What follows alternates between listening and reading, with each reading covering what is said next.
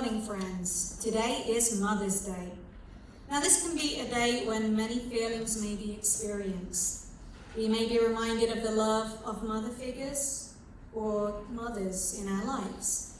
We may think about the difficult relationships we have with mothers in our lives, or even no longer in our lives. Or for those women with children of any age, we may reflect on our relationships with them, from the positive and strong relationships to the more complicated or difficult relationships. Mother's Day can bring up a number of mixed emotions related to the potential complex feelings we may have in connection to our relationship with women in our lives who may be our mothers, grandmothers, or even spouses or daughters who may be mothers themselves, to the heartache of those who grieve the loss of children, again, of any age or gestation. My hope is that this message to you will be one of comfort. And like I said, there can be so many mixed emotions during a holiday that can celebrate the intricacies of a role or a title given. And as we begin, I would like to share a poem that was written by Rupi Kaur called The Loving, and it was read just before this message. It reads, "When my mother was pregnant with her second child, I pointed at her swollen belly, confused at how my mother had gotten so big in such a little time. My father scooped me in his tree trunk arms and said, the closest thing to God on this earth is a woman's body. It's where life comes from. And to have a grown man tell me something so powerful at such a young age changed me to see the entire universe rested at my mother's feet." As we see in this poem, the young child does not fully understand what's happening with her mother, but her father scoops her up, and with compassion shows both the child and the mother respect by honoring the blessing that her mother is. As a result, it shows the child that just like her mother, she is worthy of respect, self-respect, and to acknowledge the awe and wonder of the true miracle that is life growing inside her mother's body. In this poem, Kaur emphasizes the importance of self-love and acceptance. She implicitly writes about the significance of recognizing our worth and nurturing our inner selves, which is an essential part of our spiritual and emotional well-being. This theme of love is not just about the love we receive, but also about the love that we give ourselves, the self-love that is foundational to our well-being. Love in its many forms is a force that shapes our lives. For many of us, the first experience of love may come from our mothers. A mother's love is often considered unconditional, a comfort in the storms of life. On this special day, we honor those mothers, biological, step, foster, adoptive, or chosen, who have poured their hearts into nurturing us. Their love teaches us compassion, resilience, and the beauty of connection. And as I also said, for many, a mother's love is a source of strength, comfort, and security. However, for others, it can be a source of pain, disappointment, or confusion. Some may struggle with feelings of inadequacy or rejection, or experiences of trauma or abuse leading to a rift that can be difficult to bridge. It's essential to recognize that love is not always simple. It can be layered with expectations, hurt, and misunderstandings. Through sharing the open vulnerability and curiosity of the child, Kaur's work encourages us to embrace our feelings, whatever they may be, and to honor our unique experiences. When we experience such complexities, I was reminded of the passage in Isaiah 49, which reads, "So the Lord answers, can a woman forget her own baby and not love the child she bore? Even if a mother should forget her child, I will never forget you. I have written your name on the palms of my hands." This passage reminds us that we're all human, and sometimes mental health or other medical conditions, including substance or alcohol use disorders, generational trauma, or other things, can create dynamics where any of us struggle with fulfilling the responsibilities of a role we or they have been given.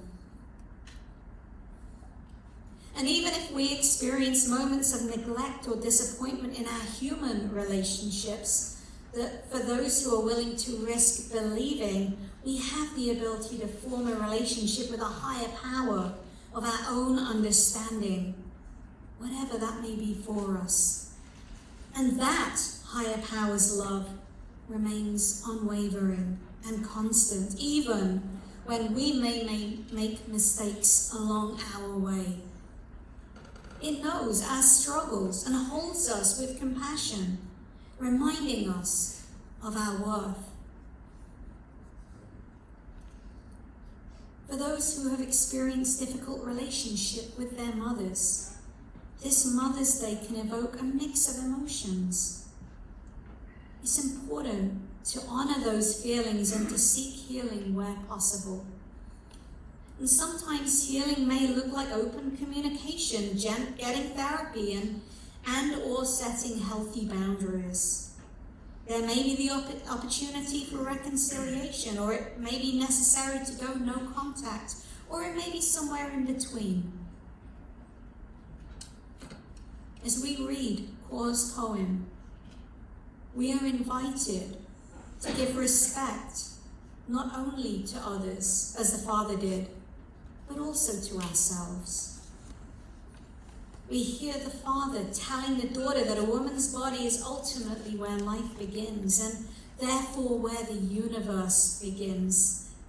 And this, in turn, feels empowering to the daughter and shows the daughter that she matters. In all her humanity, judging, curiosity, and confusion, she matters. And it becomes clear that her self-confidence grows with this knowledge. Her father's words to her as a role model and encourager remind her that love in all its forms is a journey. And as we reflect on this love, we must also turn inward. We're reminded that loving oneself is not an act of selfishness, but a vital necessity. Although we don't hear how the mother responds to this child's curiosity, we might read between the lines based on how the father responds, and figure that she also feels compassion and loves herself enough to recognize that there's nothing to feel insecure about.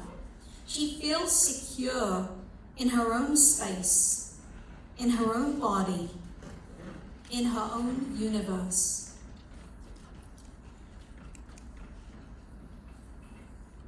It is through self-love that we learn to value ourselves, to recognize our worth, and to understand that we are also deserving of that same kindness and compassion that we often extend to others. When we love ourselves, we create a foundation that allows us to love others more fully. Especially when it comes to substance and alcohol use disorders, whether we are a family member or a person here for treatment, it can be so easy to forget about self-love. We often become our harshest critics, measuring ourselves against unrealistic standards, or focusing on the areas that we have failed in, or not feeling good enough, sometimes by other people's standards. other times by our own standards. It's important for us to learn how to break free from these cycles. We can begin to learn this by recognizing our own needs, listening to our hearts, and embracing our flaws as part of our unique beauty. So this Mother's Day, let's honor not only the experience of motherhood, but let's also seek to honor the inner parent within us, the one who may need to learn how to nurture, support, and love us unconditionally. Some of us may have already received that from a parent as we were growing up, and some of us may not have. But either way, we can learn to be the parent that we may never have had, to ourselves as much as to our children if we have children. A prayer, the Shema, taken from the Jewish faith, which, like the poem was also read prior to this message, expresses the essence of love and self-love. A part of this reads, "Love the Lord your God with all your heart, with all your soul, with all your strength." This commandment not only calls us to love God, but also implicitly encourages us to understand that love must begin with ourselves. In loving God with our heart, soul, and strength, we're reminded that we are worthy of love and that our relationship with the divine is intertwined with our relationship with ourselves. When we learn to embrace this commandment, we learn that self-love is not separate from our spiritual journey. Instead, it's a vital part of it. By nurturing our own souls, we honor the divine. We honor the divine presence within us and reflect that love outward to others. As we strive to practice self-love, we can look to the people in our lives that may teach us and set examples to us of strength and care.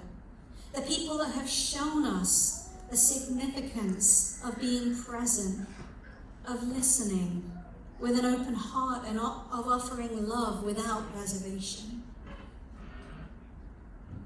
Now, maybe these people are found in meetings or social circles, which is just as important for family members as it is for those who live with alcohol or substance use disorder. Ultimately, we can carry these lessons forward not just in our relationships with others, but in our relationship with ourselves. It's important to remember that any relationship is built on trust, and trust takes time to develop. Even when the 12 steps bring up the subject of a higher power, any higher power is something that you need to get to know and build a relationship with. And trust is something that a lot of folks who live with substance and alcohol use disorder have struggled with while in their active using or drinking. And just as to quote another reading, perfect love casts out fear. So conversely, perfect fear casts out love. And when we're not willing to risk trusting, we end up falling into fear-based behaviors and patterns, which moves us further away from loving even ourselves. Brené Brown shares that a shift in perception, including how we view ourselves and our struggles, can be nothing short of a miracle.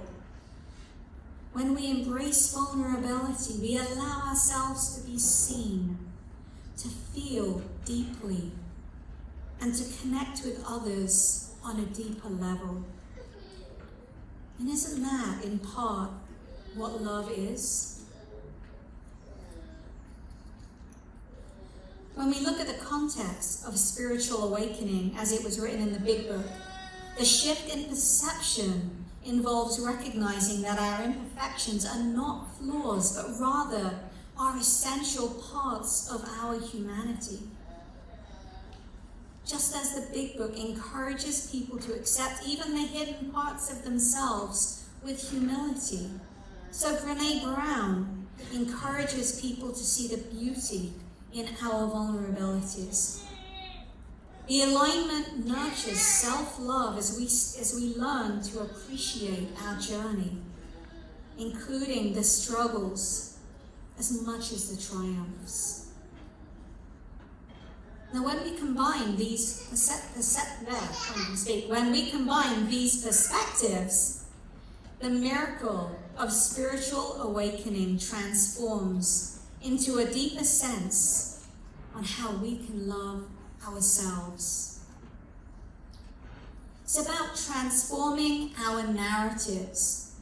As I often say, questioning the tapes that we play in our heads, breaking free from the chains of fear, shame, and self-doubt, and embracing our authentic selves with qualities of love, humility, and self-confidence. Now, this process not only enhances our relationships with ourselves, but it also enriches our connections with others, creating a ripple effect of love and acceptance. The final reference comes from 1 John 4, and it reads, "Let us love one another, for love comes from God, and whoever loves has been born of God and knows God. And whoever does not love does not know God, because God is love." Now, this scripture gets to the heart of the matter. Love is not merely an emotion, it's the very nature of God, by whatever name you call it. And once more, just as perfect love can cast out fear, which is also in that reading, so when we're in a fearful space, perfect fear casts out love. And before we know it, we're reacting on our instincts and leading us away from a loving path and away from that authentic connection to ourselves as much as anyone or anything else.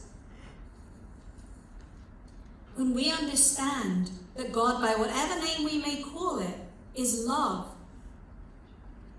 we recognize that our ability to love ourselves and others stems from our relationship with that God.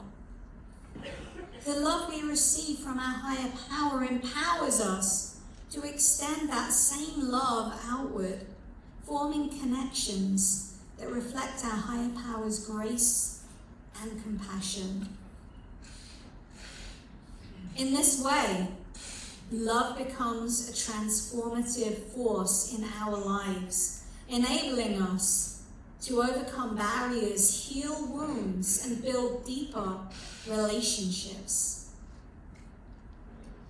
By knowing the God of our understanding, by whatever name we may call it, we learn to love authentically and generously, nurturing both ourselves and those around us.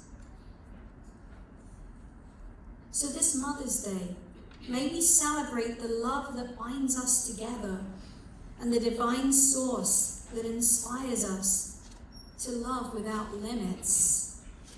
And may this day be filled with love, reflection, and the gentle reminder that you are enough, just as you are. Happy Mother's Day. Thank you.